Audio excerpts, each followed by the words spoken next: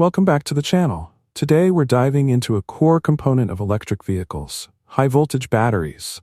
You may know that electric vehicles rely on these powerful batteries, but how do they actually work?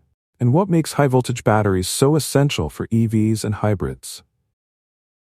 Let's start by talking about the two main types of battery cells you'll find in electric vehicle battery packs: cylindrical and prismatic. Both have unique designs, and each comes with its own benefits and trade-offs. Cylindrical cells are compact and rolled into a metal cylinder. Inside each cell, the positive and negative electrodes are rolled together with a separator soaked in electrolyte between them. But when you put multiple cylindrical cells together, you'll see one downside: wasted space between each cell. This design requires more room, which can be an issue when optimizing space. On the other hand, prismatic cells offer a more space-efficient solution.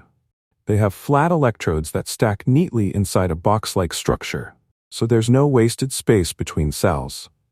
However, prismatic cells tend to be more expensive to manufacture. Some common battery types, like lead-acid and certain nickel-metal hydride batteries, use prismatic cells. These are often found in hybrid vehicles due to their efficiency and energy density. Now let's talk applications. High-voltage batteries are what make hybrid and electric vehicles possible. They power the drive motors and even allow for regenerative braking. One type of hybrid, called a mild hybrid, typically relies on a lower 42-volt system.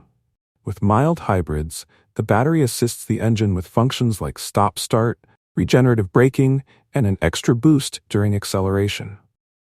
Full hybrids take it a step further with high-voltage battery packs that can reach over 300 volts. Unlike mild hybrids, full hybrids can drive using battery power alone, offering an electric-only mode for quieter, emission-free driving. In most full hybrids, there's also a separate 12-volt battery to power the vehicle's starter, lights, and accessories. Thanks for watching.